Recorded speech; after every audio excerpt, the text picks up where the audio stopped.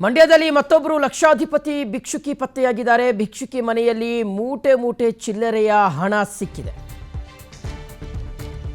ಮಂಡ್ಯದಲ್ಲಿ ಮತ್ತೊಬ್ಬರು ಲಕ್ಷಾಧಿಪತಿ ಭಿಕ್ಷುಕಿ ಪತ್ತೆಯಾಗಿದ್ದಾರೆ. ಅವರ ಮನೆಯಲ್ಲಿ ಮೂಟೆ ಮೂಟೆ ಚಿಲ್ಲರೆ ಹಣ ಸಿಕ್ಕಿದೆ. ಶ್ರೀರಂಗಪಟ್ಟಣದ ಪೂರ್ಣಯ್ಯ ಬೀದಿಯಲ್ಲಿ ಹಣ ಸಿಕ್ಕಿದೆ. 10 ವರ್ಷದಿಂದ ಭಿಕ್ಷೆ ಬೇಡಿ ಅದನ್ನು ಚೀಲದಲ್ಲಿ ತುಂಬಿಸಿ ಇಟ್ಟಿದ್ರಂತೆ. ಶ್ರೀರಂಗಪಟ್ಟಣದ ಸಾವಿತ್ರಿ ಅನ್ನುವ ಭಿಕ್ಷುಕಿ ಬಳಿ ಇಷ್ಟು ದೊಡ್ಡ ಪ್ರಮಾಣದಲ್ಲಿ ಲಕ್ಷ ಹಣ ಸಿಕ್ಕಿದೆ. ಹಲವು ವರ್ಷಗಳಿಂದ ಇವರು ಒಂಟಿಯಾಗೇ ಬದುಕ್ತಾ ಇದ್ದಾರೆ. ಅನಾರೋಗ್ಯದಿಂದ ಮನೆಯಿಂದ ಹೊರಬರಲಾಗದ ಸ್ಥಿತಿಯಲ್ಲಿ ಈಗ ಸಾವಿತ್ರಿಯವರು ಇದ್ದಾರೆ. ಸ್ಥಳೀಯರು ಮನೆಯನ್ನು ಪರಿಶೀಲನೆ ಮಾಡಿದಂಥ ಸಂದರ್ಭದಲ್ಲಿ ಲಕ್ಷ ಕಾಯಿನ್ಸ್ ಸಿಕ್ಕಿದೆ. ನೋಡಿ ಪಾಪ ಎಷ್ಟು ವರ್ಷದಿಂದ ಕೂಡಿಟ್ಟಿದ್ರು ಏನೋ ಅವ್ರಿಗೆ. ಆಮೇಲೆ ಭಿಕ್ಷುಕರಿಗೆ ಹೆಂಗಂದರೆ ವೀಕ್ಷಕರೇ ಅತಿಯಾದಂಥ ಆಸೆ ಇರೋದಿಲ್ಲ, ನಮಗಿರೋ ಥರ. ಅವತ್ತಿಂದು ಹೊಟ್ಟೆಪಾಡು 3 ಹೊತ್ತು ಊಟ ಸಿಕ್ಕಿದ್ರೆ ಸಾಕು, ಅದು ಯಾರಾದರೂ ಕೊಟ್ಟರೆ ಆಯಿತು. ಇಲ್ಲ ಅಂದರೆ ಭಿಕ್ಷೆ ಬೇಡಿ ಗಳಿಸಿರುವಂಥ ಹಣದಲ್ಲಿ ಒಂದು ಸ್ವಲ್ಪ ಪ್ರಮಾಣದಲ್ಲಿ ತಗೊಂಡು ಅವರು ಊಟ ಮಾಡಿಕೊಂಡು ಮಿಕ್ಕಿದ್ದನ್ನೆಲ್ಲ ಹಾಗೆ ಇಟ್ಕೊಳ್ತಾ ಇದ್ರು. ಸೊ ಆ ರೀತಿಯಾಗಿ ಸೇರಿಸಿಟ್ಟಿದ್ದಂತಹ ದುಡ್ಡು ಸ್ಥಳೀಯರ ಸ್ವಯಂ ಸೇವಕರೊಂದಿಗೆ ಸೇರಿ ಆ ಹಣವನ್ನು ಎಣಿಕೆ ಮಾಡುವಂಥ ಒಂದು ಕಾರ್ಯ ನಡೆದಿದೆ. ಆದರೆ ಒಂದು ಏನು ಅಂದರೆ ಅದು ದುರ್ಬಳಕೆ ಆಗದ ರೀತಿಯಲ್ಲಿ ನೋಡ್ಕೊಳ್ಬೇಕಾಗಿದೆ. ಅದೆಲ್ಲವನ್ನು ಸಾವಿತ್ರಿಯವರು ಏನಿದ್ದಾರೆ ಅವರು ಅವರ ಅಕೌಂಟ್ಗೆ ಅದನ್ನು ಜಮೆ ಮಾಡುವಂಥ ಒಂದು ಕಾರ್ಯ, ಆ ಮೂಲಕ ಅವರ ಮುಂದಿನ ಭವಿಷ್ಯಕ್ಕೆ ಅದನ್ನು ಬಳಕೆ ಮಾಡಿಕೊಳ್ಳುವ ನಿಟ್ಟಿನಲ್ಲಿ, ಮತ್ತು ಅನಾರೋಗ್ಯ ಬೇರೆ ಇದೆಯಂತೆ, ವಯಸ್ಸಾಗೋಗಿದೆ. ಹಾಗಾಗಿ ಮುಂದೆ ಅವರು ಇದ್ರ ಮೇಲೆ ಅವಲಂಬಿತವಾಗಬೇಕಾಗಿರುತ್ತೆ. ಸೊ ಹಾಗಾಗಿ ಈ ನಿಟ್ಟಿನಲ್ಲಿ ಏನಾದರೂ ಒಂದು ವ್ಯವಸ್ಥೆ ಮಾಡಬೇಕಾಗಿದೆ ಅನ್ನುವಂಥ, ಯಾಕಂದರೆ ದುಡ್ಡಂದರೆ ಯಾರು ಬೇಕಾದರೂ ಹೆಂಗೆ ಬೇಕಾದರೂ ಮಾಡ್ತಾರೆ. ಸೊ ಹಾಗಾಗಿ ಬಹಳ ಎಚ್ಚರಿಕೆಯಾಗಿ ಇದನ್ನು ಹ್ಯಾಂಡಲ್ ಮಾಡಬೇಕಾಗಿದೆ ಅನ್ನೋದು. ಆಮೇಲೆ ಈ ಅನಾರೋಗ್ಯದಿಂದ ಮನೆಯಿಂದ ಹೊರಬರಲಾಗದ ಸ್ಥಿತಿಯಲ್ಲಿ ವೃದ್ಧೆ ಸಾವಿತ್ರಿಯವರಿದ್ದರು. ಸೊ ಹಾಗಾಗಿ ಸ್ವಯಂ ಸೇವಕರು ಯಾರೋ ಬಂದು ನೋಡಿದ್ದಾರೆ. ಸ್ಥಳೀಯರು ಮನೆಯನ್ನು ಪರಿಶೀಲನೆ ಮಾಡಿದಂಥ ಸಂದರ್ಭದಲ್ಲಿ ಹಣದ ಮೂಟೆ ಪತ್ತೆಯಾಗಿದೆ.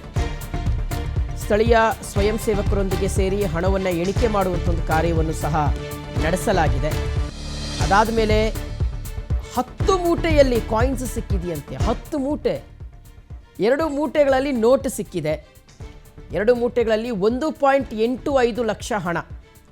ಅಂದರೆ ಬರೀ ನೋಟ್ಗಳೇ 1.85 ಲಕ್ಷ. ಆಮೇಲೆ ಅಮೇರಿಕನ್ ಡಾಲರು ಸಿಕ್ಕಿದೆ. ಪಾಪ ಯಾರೋ ವಿದೇಶಿಗರು ಶ್ರೀರಂಗಪಟ್ಟಣಕ್ಕೆ ಬರ್ತಾರಲ್ವ, ರಂಗನಾಥನ ದೇವಸ್ಥಾನ ಕಾವೇರಿ ಹತ್ರ ನದಿ ಹತ್ರ ಎಲ್ಲ ಬರ್ತಾರಲ್ಲ, ಆ ಸಂದರ್ಭದಲ್ಲಿ ಯಾರೋ ವಿದೇಶಿಗರು ಅಮೇರಿಕನ್ ಡಾಲರ್ಸು ಕೊಟ್ಟು ಹೋಗಿದ್ದಾರೆ. ಜನಾಂಗದಲ್ಲೇ ಹುಟ್ಟಿದಂತ ತಾಯಿ ತಂದೆಯವರು ಅವರು ಶ್ರೀಮಂತರಾಗಿದ್ರಂತ ಆ ಕಾಲದಲ್ಲಿ. ಇವಾಗ ಬರ್ತಾ ಅವರ ಮಲತಾಯಿ ಒಬ್ರು ಅನ್ಯಾಯ ಮೋಸ ಮಾಡೋದಕ್ಕೆ ಬೀದಿಗೆ ನೂಕ್ಬಿಟ್ಟಿದ್ದಾರೆ ಅವ್ವ ಮಗಳನ್ನ. ಅವ್ರು 40 ವರ್ಷದಿಂದ ನಾನ್ ಕಂಡಂಗೆ ಈ ಊರಿಗೆ ಮದುವೆ ಆಗಿ ಬಂದ್ಮೇಲೆ ಡಾಕ್ಟರ್ BN ಪದ್ಮನಾಭನ ನಾವು ಮದುವೆ ಆಗಿ ಬಂದಾಗ ಇವ್ರು ರೋಡಲ್ಲಿ ಹೋಗ್ತಿದ್ದಿದ್ದು ನೋಡ್ತಿದ್ದೆ ನಾನು. ಅವಾಗಲೇ ಅನಾಥರಾಗಿ ಬೀದಿಗೆ ಬಂದ್ಬಿಟ್ಟಿದ್ರು. ಆವಾಗ ಅವರಿಗೆ ನಮ್ಮ ಮನೆಯಲ್ಲೇ ಒಂದು 5-6 ವರ್ಷ ನೆಲೆಯನ್ನು ಕೊಟ್ಟು ನಾವು ಇರಿಸ್ಕೊಂಡಿದ್ವಿ. ಆಮೇಲೆ ನಾವು ಮನೆ ಕಟ್ಟಬೇಕಲ್ಲ, ಕಾರಣಾಂತರದಿಂದ ಮುನ್ಸಿಪಾಲ್ಟಿ ಸಹಾಯ ತಗೊಂಡು ಈ ಗೌರ್ಮೆಂಟ್ ಜಾಗದಲ್ಲಿ ಅವ್ರಿಗೊಂದು ಚಿಕ್ಕದಾಗಿ ಒಂದು ಮನೆಯನ್ನು ನಿರ್ಮಾಣ ಮಾಡಿಸ್ಕೊಟ್ವಿ. ನಂದೀಶ್ ಅವರ ಸಹಯೋಗದೊಂದಿಗೆ ಅದನ್ನು ಮನೆಯನ್ನು ನಿರ್ಮಾಣ ಮಾಡಿದ್ವಿ. ಅವ್ರು ಸುಖವಾಗಿದ್ರು. ಅಂದ್ರೆ ಅವ್ರ ಮನೆ ಕೆಲಸಗಳನ್ನೇ ಮಾಡ್ಕೊಂಡು ಹೋಗ್ತಾ ಇದ್ರು ಅವ್ವ ಮಗಳಿಬ್ರು. ಭಿಕ್ಷೆ ಬೇಡ್ತಿರ್ಲಿಲ್ಲ ಅವಾಗ. ಈಗ ಒಂದು 15 ವರ್ಷದಿಂದ ಭಿಕ್ಷೆ ಬೇಡಕ್ಕೆ ನಿಂತ್ಕೊಂಡ್ರು. ಕೆಲಸ ಮಾಡಕ್ ಆಗ್ತಿರ್ಲಿಲ್ಲ ಅವ್ರ ಕೈಲಿ. ಆಮೇಲೆ ಇವಾಗ ನೋಡಿದ್ರೆ ಅವ್ಳ ಸಾವಿತ್ರಿ ಅನ್ನೋಳು ತುಂಬ ವೀಕ್ ಆಗಿದ್ದಾಳೆ. ಇವತ್ತು ಎದ್ದೇಳೋಕ್ಕೆ ಆಗಲಿಲ್ಲ ಅವಳಿಗೆ. ಸ್ನಾನ ಆಗ್ತಾ ಇಲ್ಲ, ಊಟ ಇಲ್ಲ, ತಿಂಡಿ ಇಲ್ಲ. ಯಾಕೆ ಹಿಂಗೆ, ಎಲ್ಲಿ ಸತ್ತೋಗ್ಬಿಡ್ತಾಳೋ ಅನ್ನೋ ಬೈಕೆ ಇವತ್ತು ಮೈಸೂರ ಟ್ರಸ್ಟಿಯವ್ರ ಕಡೆಯವ್ರನ್ನ ಕರೆಸ್ಕೊಂಡು ನಾವು ಸಮಾಜದ ರಂಗನಾಥಕ ಮತ್ತು ಪುರಾಣ ಪ್ರಸಿದ್ಧ ಮಾತಾ ಕ್ಷೇತ್ರ ಬರೀ ದಸರಾ ವಿಚಾರಗಳಿಗೆ ಮತ್ತು ಅವಕ್ಕೆಲ್ಲ ಮತ್ತು ತೀರ್ಥಕ್ಷೇತ್ರ ಮತ್ತು ಶ್ರಾದ್ದ ವೈದಿಕಗಳಿಗೆ ಪ್ರಚಾರ ಆಗ್ತಿತ್ತು. ಆದರೆ ಇವತ್ತಿನ ಸಹ ವಿಶೇಷವಾಗಿ ಶ್ರೀರಂಗಪಟ್ಟಣದ ದಿವಾನ್ ಪೂರ್ಣಯ್ಯ ಬೀದಿಯಲ್ಲಿ ಹಿಂಭಾಗದಲ್ಲಿರ್ತಕ್ಕಂಥ ಅಯ್ಯಪ್ಪ ಸ್ವಾಮಿ ದೇವಸ್ಥಾನದ ಹಿಂಭಾಗದಲ್ಲಿರ್ತಕ್ಕಂಥ ಜಾಗದಲ್ಲಿ ಒಬ್ಬ ಭಿಕ್ಷುಕಿ, ಅಂದರೆ ಅವಳು ಪಾರ್ವತಿ ಅಂತ ಅವ್ರ ತಾಯಿ ಹೆಸರು, ಅವಳ ಹೆಸರು ಸಾವಿತ್ರಿ ಅಂತ. ಅವಳು ಅನೇಕ ವರ್ಷಗಳಿಂದ ಚಿಕ್ಕ ಗೂಡನ್ನು ಹಾಕ್ಕೊಂಡು ಭಿಕ್ಷೆಯನ್ನು ಬೇಡಿ ಇವತ್ತು ಅವಳನ್ನು ಮನೆಯನ್ನು ಸ್ವಚ್ಛ ಮಾಡಿಕೊಡ್ಬೇಕು, ರೋಗ ರುಜಿನ ಬಂದು ನರಳುತ್ತಾ ಇದ್ಲು. ಶುಚಿಯನ್ನು ಮಾಡಿದಾಗ ಅನೇಕ ಸಂಘ ಸಂಸ್ಥೆಯ ಸಹಾಯದಿಂದ ಅವಳ ದ್ರವ್ಯ ರಾಶಿಯನ್ನೆಲ್ಲ ನೋಡ್ತಾ ಇದ್ದಾರೆ. ನೋಟುಗಳನ್ನೆಲ್ಲ ಕ್ಲೀನ್ ಮಾಡಿ ಸ್ವಚ್ಛ ಮಾಡಿ ಅವಳ ಮನೆಯನ್ನು ಸ್ವಚ್ಛ ಮಾಡಿಕೊಡುವಂಥ ಕೆಲಸವನ್ನು ಮಾಡ್ತಾಯಿದ್ದಾರೆ. ಅದ್ಭುತವಾದಂಥ ದೃಶ್ಯ. ಇನ್ನೂ ನಮಗೇನು ಅನಿಸುತ್ತೆ ಅಂದರೆ ಈ ಥರ ಎಲ್ಲ ಸಂಪಾದನೆ ಮಾಡಿದ್ದು ಸದ್ವಿನಿಯೋಗ ಆಗಬೇಕು. ಅದೆಲ್ಲ ಮಕ್ಕಳುಗಳು ಮಾಡಿ ಏಳಿಸುವಂಥ ದೃಶ್ಯವನ್ನು